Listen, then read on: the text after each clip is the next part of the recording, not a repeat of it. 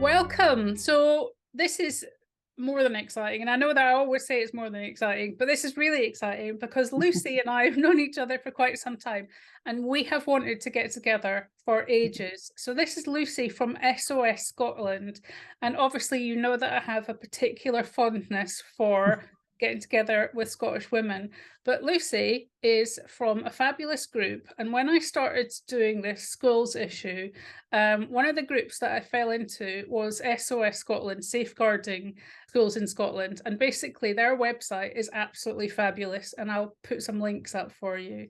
So, Lucy, I'm so glad that we managed to get together and that you're here and we can have a chat about what's going on. Welcome. Oh, thank you so much. It's really lovely to be here. I know we've known each other for so long and one thing after another was putting it off, but it's I really nice know. to be here. So And we've met in person at a couple of mm, events. And you're part of a small group who run yeah, your team of parents and teachers. mm, So tell us how SOS Scotland came about. no problem. So yeah, you're right. We're a very small team.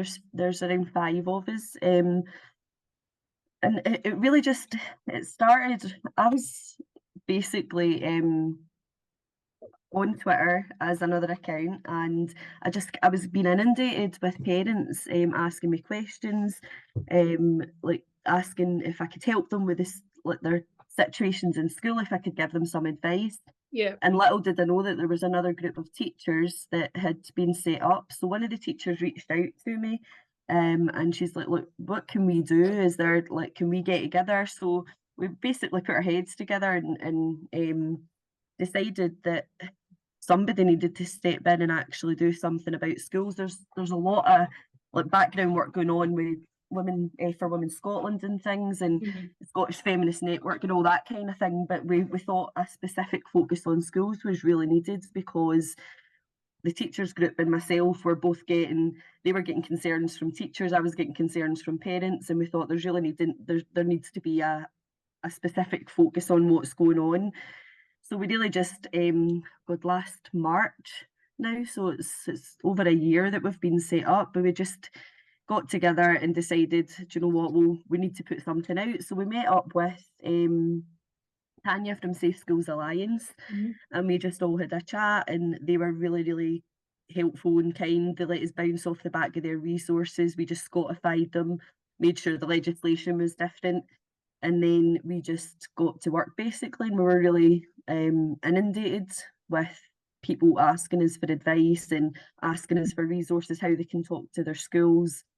And that's how we started. And we really are. We're a group of parents, teachers. My background is a child protection consultant, and we're bringing it from different angles. But I'm a parent. I've got two children, one in primary school, one in high school in Scotland. So we just brought our own experiences, both professionally and with our own children, and we set up SOS because we thought we needed a bit of help up here. Actually, it's Mm. a bat signal for some help with the school situation. Yeah. But Well, when I decided to sort of dig into the schools issue, pretty much because I had had some of my own issues, with my own kids, and I started looking about for some resources. I kind of figured that it wasn't actually that easy to cobble uh, issues together, and because I came out because I was a chair of governors. yeah. For a number of years, I thought actually working through the complaints process actually isn't that easy. And if you're Hmm. not that confident about negotiating complaints, it's actually sort of helpful to have a bit of, help. So that's why I set about breaking it down to its simplest level, I guess. And It really does need it. that's when I came across your website, and I particularly liked the way that you had broken down your setup. You had those little drop down menus, and I thought this is really great, and I really enjoyed them. And obviously, I try to promote you and Mm-hmm. Safe Schools Alliance and all the different other organisations. All we really want, Isla, is to be a kind of resource for parents. We do have teachers, as I say, that that get in touch with us, but it's a slightly different different process and a different setup, obviously, for teachers raising the concerns than it is for parents. And we just wanted to make something that was accessible and offered them a sort of template that they could actually go in and look for the issue that they're having, select it, and then just use that. If it's not there, if we've not covered it, if it's missing on our website, we'll do our best to get something in place for their specific concern that they're bringing. So just wanted to make it as easy as possible for people to raise these questions. No, I love it. And one of the things I wanted to ask you straight off the bat, obviously, because this is a big week for Scotland, how are you feeling about, I mean, a couple of weeks ago, it was like, you know, Nicola Sturgeon is out, and it was kind of like, okay, there could be hope on the horizon. But now you've been put in a situation where you've got a whole new team being put in. You must be feeling a little bit on the disappointed side. Oh yeah, apprehensive, I suppose, more than anything else, because obviously we knew that it was likely Hamza was going to be elected First Minister. There was just really no doubt. I suppose we were all kind of getting behind Ash, and some of us getting behind Kate too, but we knew that Hamza was going to be there, so we're supposed slightly prepared for it. But the announcement of his cabinet today is going to take a wee bit of Shona Robinson digestion. Robertson is excellent. So basically, we've now what I find really bizarre is we have Shona Robinson, who was the driving force of the GRR. Obviously, it was her bill; she pushed it through Parliament, and the famous saying that we've all heard from Shona Robinson of no predatory man having to pretend to be anybody else in order to harm women and girls. And then on the other hand, we've got Hamza Youssef, who's now our First Minister, who told us that Isla Bryson, the double rapist, Adam Bryson, was at it. So it's two completely conflicting pieces of information that we've got from our now First Minister and our Deputy. So it's like, who do we trust? Where do we go with this? But I mean, just the whole thought of it is, for a wee while there, you were right, for a wee while there, it was a kind of, like, Nicola's gone, what can we do? We can breathe a wee bit of a sigh of relief at the moment because we know GRR's sitting sort of to the side just now. But with Hamza coming back in, bringing Shona as his deputy, and the first thing that he's saying he's going to do is challenge Section 35, which is obviously where Westminster stepped in and used the Scotland Act in order to try and prevent this from being made into legislation.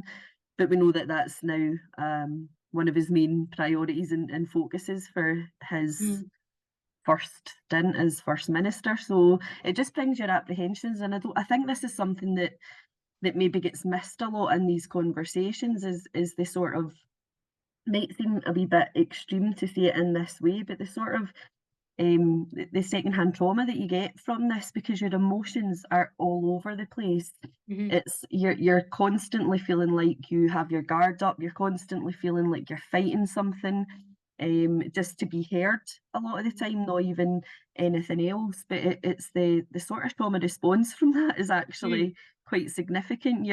It's your champion emotions, gaslighting, isn't it? You're constantly absolutely. feeling like that you're just not being heard, and that you're living in a parallel universe.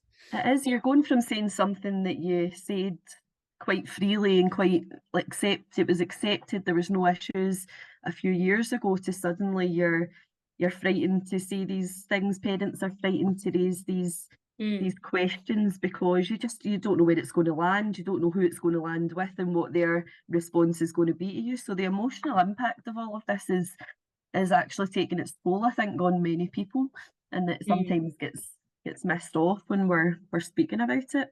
Can you explain a little bit about this Scottish schools guidance, just to kind of set a template out for what we're dealing with here?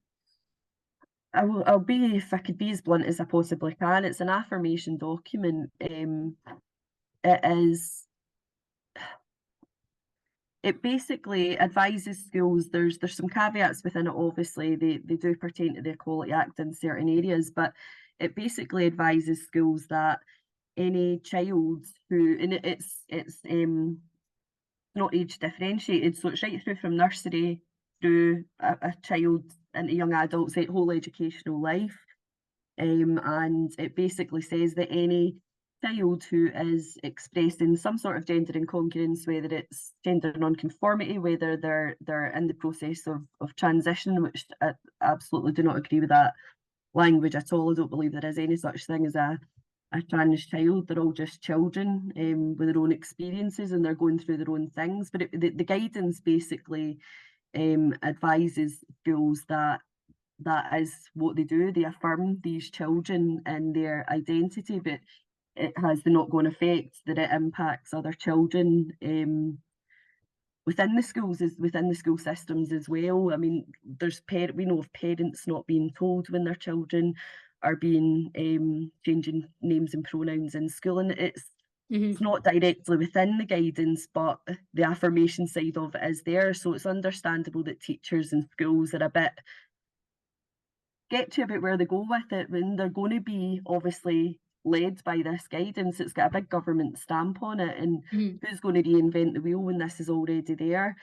And I think schools are in such a precarious position at the moment that they are just accepting this guidance, even though it's non-statutory. They're accepting it as the kind of gold standard because it has come from the government. And it includes accepting the premise that male children can be accommodated within girls' dorms or in girls' accommodation and in girls' sports, etc. So it has all of those liabilities attached to it. And it does, and it just completely overrides safeguarding. It's right. I mean, it's difficult because there is parts of it that you could look at and you can say, actually, right, that's an acceptable part of it. So the whole thing itself isn't necessarily all going on these lines. There's some parts of it that you could take and use. However, the majority of it is saying that children are assigned a gender or sex at birth. It's the ideological language, it's the politicisation and what I would call indoctrination of this ideology, and they've put it into a document and provided it to all schools to use, and schools really don't know what to do with it because they're struggling to manage these situations. I mean, the experience that really brought me into this whole thing was my own daughter. She's in high school now, but when she was in primary school, she had a really, really difficult time when another child in her class changed pronouns, and I think there was around 6 or 7 pronoun changes, and she refused. Basically, my daughter eventually refused to use them, and she was dragged over the coals. I mean, she was bullied relentlessly in school. She was ostracised in the playground. Initially, she was sent to her head teacher. She was reprimanded in that way. And I spoke to her school. I spoke to her head teacher, and eventually they accepted it, and we had a really, really good conversation. And I was able to provide them with additional guidance. And that's when I started thinking, who else is experiencing this? This isn't just about the children who are going through the issues with gender incongruence. This is impacting every other child within the school. If they don't go along with this, then what is happening to them? So that's what brought me in. Sorry, I went off on a bit of a tangent there, but it's relevant. Because it's not just one thing, is it? Because they're exposed to so much information on things like, all sorts of social media, but TikTok, and they've got a part of DID systems. They've got multiple personality disorders, and they've got a borderline personality, and they're accumulating various mental health problems. They're all identifying as being autistic and ADHD, etc. But the peer pressure from this is astronomical, and the punishments that are meted, as you say, for not affirming. So it's one thing parents getting involved, but actually the pressure on the child themselves, particularly older children, is to stand up to your peers and say no at any normal circumstance is difficult, but in this situation, it's social suicide for children at the moment if they go against it. And I don't know if you've heard, but you hear a lot of talk about why would anybody try and identify as being trans? It's not accepted. It's not cool. They're really struggling, and yeah, absolutely, there is the part of this ideology and this identity for children that stems from them being a really vulnerable group. But the fact is that they are celebrated within schools. They're celebrated within their peer groups. So anybody that kind of stands against that is automatically ostracised, and they're the ones being bullied. And you hear so many conversations about the bullying of LGBT youth children, and you're like, well, yeah, we accept that that happens. That's abhorrent and it should be prevented. But these other children are being bullied alongside it. There's this gap that's been created that these children are falling into. And so essentially, in terms of safeguarding and bullying, sorry, I thought I was going to sneeze. Actually, they're not safeguarding all children. They're just safeguarding one particular group. And one of the things that they're also not doing is taking any notice of any of the information which is coming out of any other science-based or research-based publication. So for instance, they're completely poo-pooing the CAS review, any other information which is coming out of any other medical source. They are gung-ho. They're not looking at any of the suicide data with any critical analysis. They are, for instance, full scale steam ahead with LGBT Youth Scotland, which is obviously your version of Stonewall. Maybe you could tell us a little bit more about what they are up to, and their level of capture in schools. For me, there's an issue with LGBT Youth Scotland's monopoly in this area in Scotland. I mean, they're a government-funded organisation, and they also receive significant funding from local authorities who pay for them to come in and deliver to teachers, to young people, assemblies, depending on the situation. So I think there's a situation where when you've got that much, you're really the only organisation that's been invited in. So you're going to monopolise it. They sit as partners on the Respect Me anti-bullying government side of things, which again for me creates an absolute conflict of interest, because we basically, SOS approached Respect Me, and we raised these points to them, and we said, look, we believe there is a conflict of interest here. You've got this organisation who are sitting within Respect Me, providing guidance and support to people around bullying of children, and yet you've got them going into schools. And every school, I don't know your last time in a Scottish school, Isla, but every time you go into school, there's posters, LGBT Youth Scotland, respect my pronouns. They're everywhere. Every teacher almost has got them on their door or in their classroom. They're everywhere. And then if you think to the situation I was explaining with my own daughter, because she didn't respect someone's pronouns, that led to bullying. So when we approached them with that, it was basically, no, there's no conflict. We're confident with the organisation.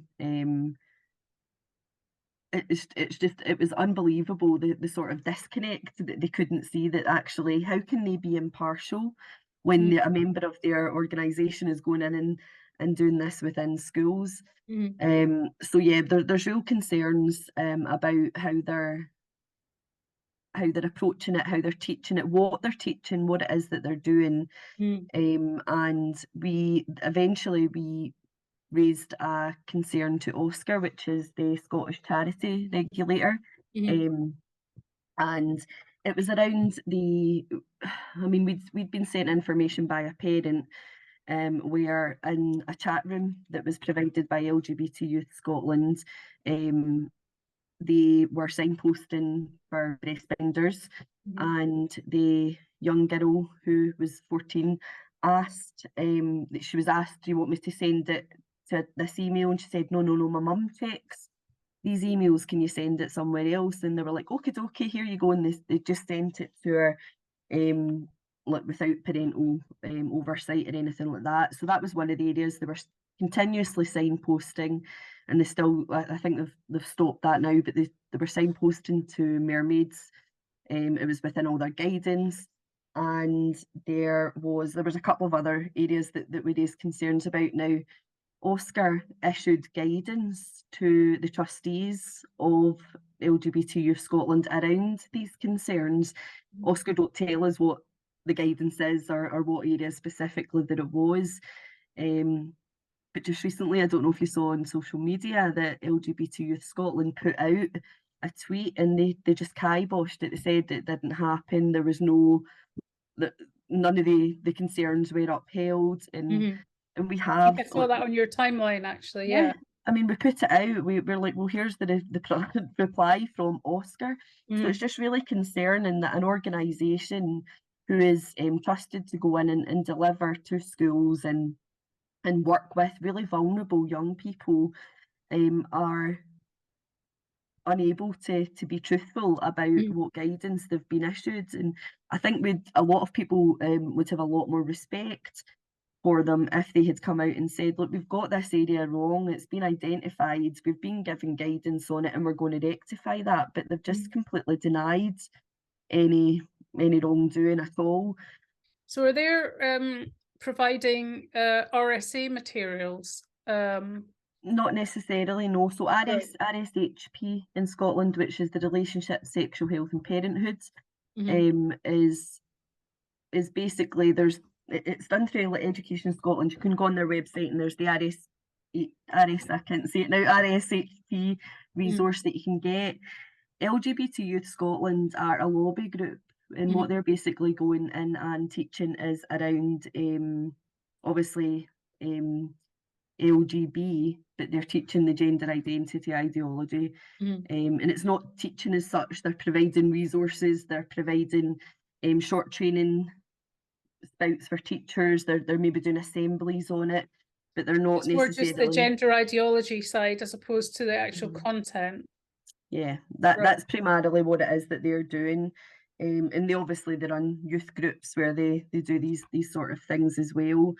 And I mean, they put out a guide.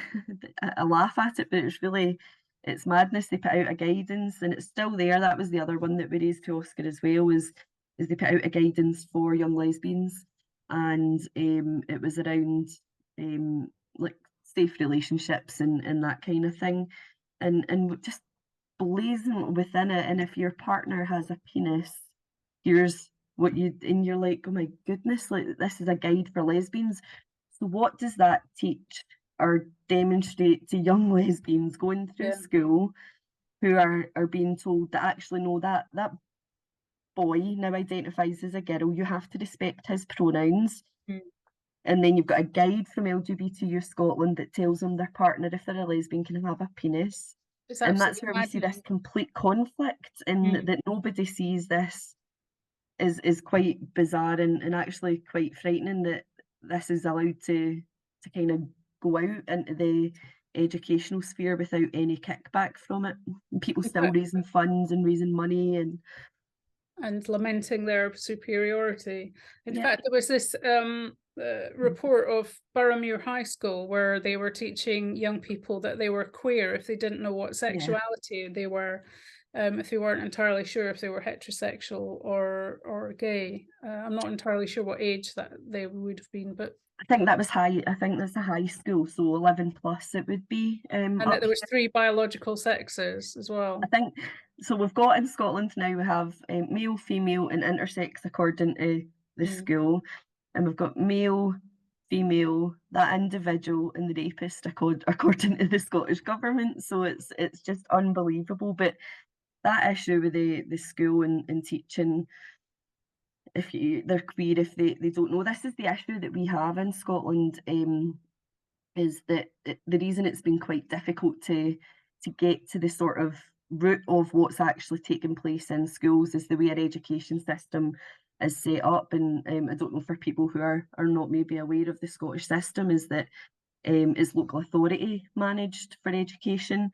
So as we were talking about earlier, you can't go on to a Scottish school's website and access the information the way that you could Which potentially is do. so Maybe frustrating, it I can't really tell is. you, for me, because that's my starting point for doing my sort of detective work. And Go and England, see what you know, policies they've got, see what guidance yeah, they have, but yeah. you go through local authority to access it, and you can phone up schools and obviously ask, but 9 times out of 10 they'll be using local authority or Mm, Education Hub recommended guidance around these particular issues. mm, So it's really tricky to understand what is actually being taught within the schools themselves. And because the way our system is set up with education as well is that teachers basically, that they're not given a list of topics that they have to teach. mm, It's really, it's down to local need and the circumstance, and the teachers work with the head teachers and they provide what they see on the curriculum or what they see is needed on the curriculum. And we also have time for inclusive education, which is mm, another element of the sort of Scottish education. And they've basically built LGBT whatever into our curriculum. mm, So there is no, we can opt out of our SHP, we can take our kids out of it, but it's built into our curriculum at the moment mm, through TIE and the resources mm. and everything that they provide. So you can't get away from it. Yeah.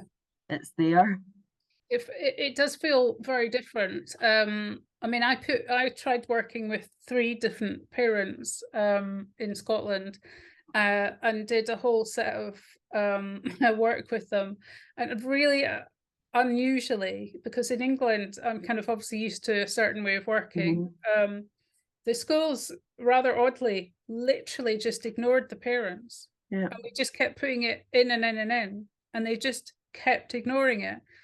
So they just didn't even bother responding. They literally pretended that they hadn't received it over and over and over again. They blanked the parents. And I was like, this is absolutely astonishing. I've never seen such a strategy before, And particularly as a that's governor.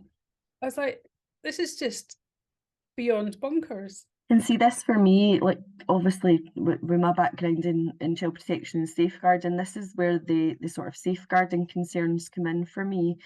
If schools are unwilling to work with parents, if they're unwilling to even have these conversations with them, I mean, for starters, there's legislation that says that they must work in partnership with parents. It's built into the, oh, it's went out of my head now, but I think it's like a Parental Scotland Act, Mm, Parental Education Scotland Act, something along those lines. But it's built into that they need to be working with parents. But as we all know, there's the relationship between a school and a parent is really, really fundamental in keeping children safe. It really is. It's needed. And if this is if this is one area where parents cannot ask questions, it just for me opens up the thought in my head of what else are they not able to ask questions about? What mm, else is potentially being hidden? And whilst most schools that I've come across are really open to conversations and really willing to engage once they're aware of what the issues are. We know that there are schools out there, as you've just obviously indicated, that are not as open as that, and it's just a kind of closed door. You're not welcomed in if you've got questions that they don't mm, agree with or potentially can't even answer. mm. Well, I kind of wanted to go up there and smash the doors down. I certainly would have if I'd been the parent, but uh, It's I'm a bit difficult. more of a bring a riot to the table. Um, I also sort of came past me on Twitter, another school, Wick High School in Caithness, that were introducing gender neutral language, and they were telling the teachers and the kids that they were no longer to talk about mothers, brothers, sisters, etc. That they had Yeah. to completely, because they weren't allowed to upset potentially trans pupils anymore. So It's just the indoctrination, isn't it? It's it's we know it's a political agenda at the moment, and whether schools fully recognise that that is what they're doing, or whether they think that they're being inclusive, or whether they are spurred on by the school's guidance and they think that actually these are areas that we can use to be more inclusive. It's unbelievable what they're doing is actually compelling speech. They're forcing language. They're changing language. and I would pretty much guarantee that it is against most of their parents' beliefs themselves, So many. because as we know, once parents start finding out about what's actually going on, they can't believe it, and most of them are like, "Wait a wee minute, I'm not accepting this." But if parents don't know, then schools are introducing this, and it's only when it's coming home with our kids saying, "Oh, I've not to call you mum," or "I've not to mention my sister," that parents are suddenly going, "Wait a wee minute, there's something going on here," and then they try and get to the school for support or to speak to someone, and they're getting that closed door. You see, this is what I'm slightly thinking about. The next stage is that it's got to get worse now with the new administration, and Mhm, perhaps that is meant to be in order for more parents to find out. Because whilst I was kind of like, yes, we're going to get some movement now, perhaps it has to mhm, get worse before it gets better, because we're still in a situation where not enough people realize what's going on, sadly. And whilst I am in a hurry, because I feel that it's certainly from a child safeguarding point of view, I really do mhm. not want to wait one day longer. There's another part of me that appreciates that we're not there yet. Um, I mean, what's your sort of insights or knowledge about where we're at in terms of the Sandyford clinic? Because I've seen information about them closing. Yeah, I believe that they've closed their doors. They've not said that they've closed the clinic, so I think that's still ongoing. So I don't have a lot of information on that either, I'm afraid. Mhm. But I mean, the Sandyford overall is our version of Tavistock, and I would say Right. even potentially a little bit worse. I mean, Mhm. there was a point Really where they were, rocketed their numbers, didn't they? Like really yeah, exponential rise. absolutely. I think Mhm. it went up to quite a significant number, but we Mhm. weren't able to identify whether it was boys or girls that were referring, because they weren't recording the sex of the children, but they were people, anybody could refer them. They were being referred through their schools, they were being Right. referred through, do you know, so they were Yeah. all going there. So whether they've closed in order to internally review, or whether they've closed because of other reasons, I really don't know at the moment. There's not been a huge amount of information to be able to access from that. But in my own personal view, I mean, it needs a complete shutdown and reworked. We know from Tavistock that one central point creates a risk for children and young people attending. Mhm. So I don't see why the Sandyford is allowed or enabled to just stay with the exact same model as which really brought down the Tavistock, to the extent where they're setting up the new clinics. But I think as well that because the cash review or the interim report has been so ignored in Scotland, Mhm. that it's really not being considered along the lines of this is actually the same thing as what's happening in Sandyford. Now there may be people behind the scenes that we don't know about that are putting those connections together, but it's just been it feels like a kind of blanked out. Nobody's really putting that situation together. But yeah, Sandyford's really concerning. Mhm. I mean, I think if people aren't sort of following the kind of bigger picture and they sort of stroll upon this video, um, a good place to start is a great book that's come out by Hannah Barnes, which is called Time to Yes. Think, which basically describes the bigger picture in terms of what's happened at the Tavistock. So we actually had a campaign running Right, where, you did, you? Of course you yeah, did. Yes, I mean, it's still there if people want to take part in it. And right, what we were doing is, I think the book was like £25, and we were asking for a £5 donation, right. and we sent out loads, absolutely loads, to people who were recommending their MSPs, their MPs, Mhm. and we sent them all out. In fact, it was just MSPs at that point, and we were sending them all out. So people can do that, and we could maybe look at starting something else where we're focusing on schools, or where we're focusing on the health side up in Scotland, to get that book out to people as well. Mhm. That it really is, and it's an important book. It breaks it all down, and you can see the whole horrifying issue right in front of you. It's Yeah. Because the important thing to for anyone sort of new to the story is that that the majority of these children have got loads of underlying features, don't they? They're, you know, many of them have autism or LGB, or are children from looked after situations from care, you know, have had a death in the family, divorce, you know, have comorbid mental health problems. You know, there are loads of other reasons why they become confused about gender issue and become distressed about them. But the problem with the affirmation model is that it only looks at the issue of gender rather than looking at any of the other different factors that might be going It on. absolutely does, and it overshadows it completely if there's any underlying causation that's not relevant to gender. So it moves it aside, doesn't it? It's Right. not on the radar. But that's another issue for me, for example, within the school guidance. And I think this is actually like across the board. There's so many other areas I've seen this in, and it's a child who identifies as transgender is not a safeguarding. It shouldn't be considered a child protection or safeguarding issue within a school setting, for example. And I think that makes a mockery of safeguarding, to be honest, because whilst it may not be, we know that these underlying causation, as you've just went through, there's all these different issues that we know are attached to a child who has gender incongruence and is struggling in any way with their sex. We know it's there, and yet it's marked in this guidance as not being a safeguarding risk. So what that does for me is it takes people's eye off the ball. So somebody, a young person coming in, a child coming in who has completely changed their look, they've changed their clothes, they've changed everything about themselves, they're using new names and pronouns. A couple of years ago, the priority would be to say, well, what's going on for that child? Because these were the signs that we looked out for. Yeah. These were indicators of potential underlying maybe abuse or family family situation or things going on at home, and now it's, oh well, they're just transgender. So it removes that element of safeguarding, and it's such a small thing, but it's significant because you may have new teachers who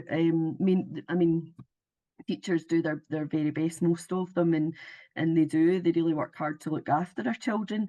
However, their safeguarding training isn't top notch or anything. It's not that. I mean, No. it's 101 basic safeguarding training that they get, and this should be part of it. Is if a child comes in and they're presenting in a way that is completely removed from how they normally are, that's an indicator that there could be something underlying, and they just dismiss that as being something to do with their gender is another add-on from what Hilary Cass Issue said with going on. regards to overshadowing.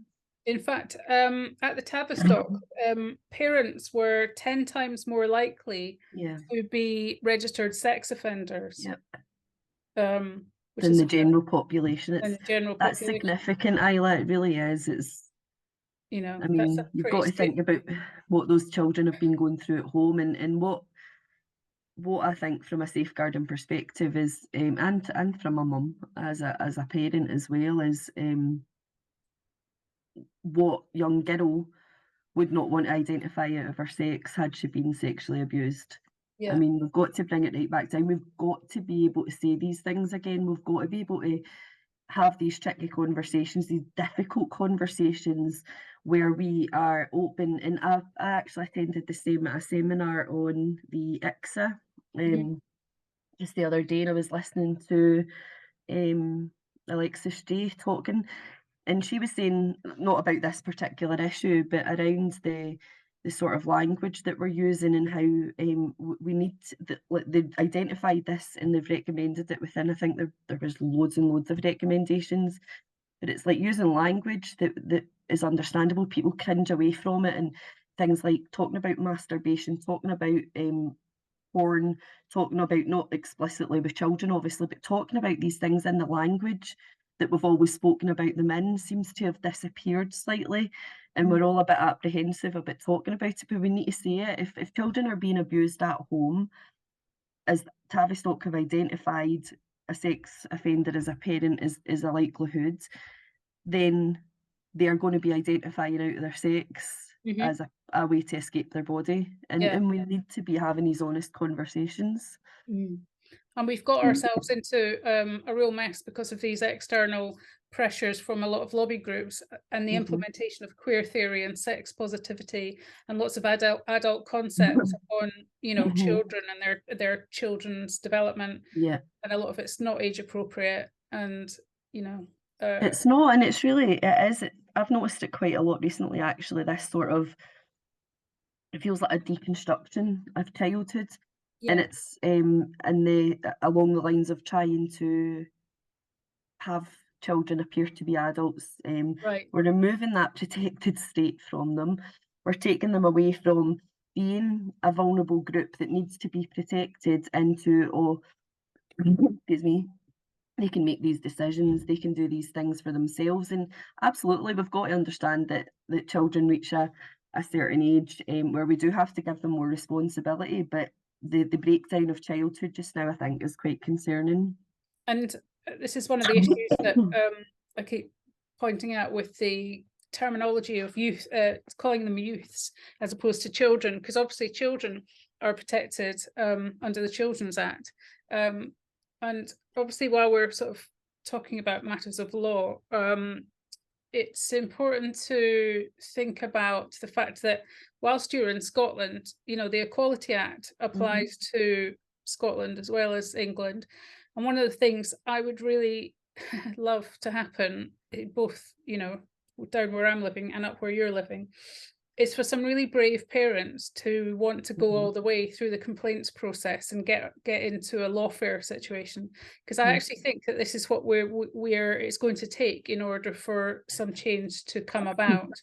Um, so if anyone sees this and feels particularly brave Yeah. and wants to go, you know, pursue a complaints process, I know that there's a number of organisations who would be very glad to try and support you. Oh, Um, absolutely, and we would be one of them because I think that parents don't realise the power that they hold in this situation, and they don't realise that they've been so browbeaten. I think at the moment, parents are frightened. They're scared to speak up about these issues because, for one, they don't want their children impacted by it.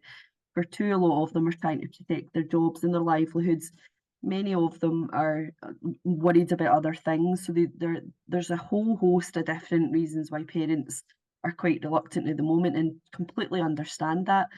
But I think you're absolutely right. I think it just takes one brave parent to say, do you know what? This isn't acceptable. This shouldn't have happened, and we need to test it. We need that sort of mm, um, test up here as to it's yeah. going to take a lot for a parent to put that on the line. But I think that is definitely needed, and they don't realise the power that they actually hold. Well, And it's quite significant. look what Maya Forstater got us. Absolutely. You know, a brave and tenacious woman Mhm. who got us to the point where we've actually got recognition in the Equality Act to be able to say that being gender critical is worthy of respect in a democratic And society. that's just made such a huge difference in my Massive. own work. I've just been, Yeah.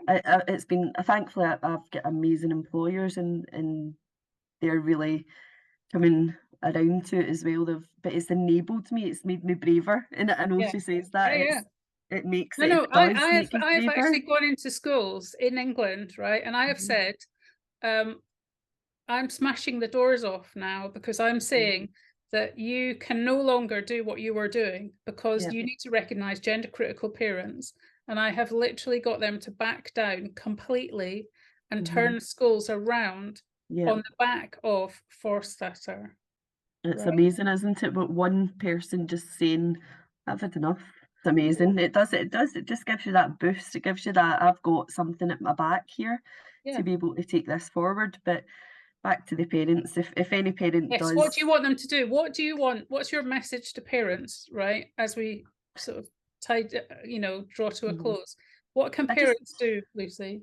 be brave is the first step. So it does take a lot to even reach out to someone like an organisation like ourselves, or like you, or any other organisation. So just reach out. There's no judgment here. There's absolutely no judgment. You can come, and I mean, we do get emails and contacts all the time from parents, believe it or not, but they drop off. So you give them advice and give them support, and then they'll drop off. But it's, if you really feel that there's something not right, you've got the power. Parents really do have the power to move mountains. And then when it's your own children, I believe that many parents will want to move mountains once they realise exactly what it is that's going on. So we just need parents to feel that they can reach out and ask for support and advice, because we don't know what's lying underneath. We don't know if that one wee piece of information they give it could lead to a bigger situation where it might result in the sort of low side of things that you're talking about. So the first step is getting in touch, reach out, talk to us, seek support. You're not parents are not alone, and I think that's an awful big worry for a lot of parents. Before I had stepped into this, when I was going through it, I was thinking, oh my, like, who can I talk to? I don't even know what's going on here. But there's so many of us now. There's so many people that are here to help and A lot's willing happened to. in 2 years, hasn't it? Really, it's The unbelievable. landscape's changed a lot. They It don't have to has. be It feels scared. different. It does, doesn't it? It feels, Yeah. excuse me, it feels like there's still a long battle ahead, and I think with our new administration, we've got an even bigger battle ahead. Mm. But I feel that we're on a stronger footing, at least than we were this time last year. There's a bigger foundation a better foundation underneath parents now. So yeah, just honestly get in touch. Our website, I think, is down, but we're fixing it. There was some domain issues, so it should Mm. be back up in the next day or two. And parents just go onto our website, and if there, Which I as I love. said earlier, thank you. Yeah, As I love said it. earlier, if there's not, if what we've got on there doesn't cover what it is that you're needing, just get in touch, and Mm. we will give advice and support. And Great. Follow you on Twitter. yes, And yeah, thank you so much, Lucy, oh for your no, it's been time. lovely. So good to catch up with you again, It and we will is, talk in due course. and I'm sure we will. Thank you. Thank you so much for making time for me. Oh no, thanks for having me on. Thank you. Take care. Cheers.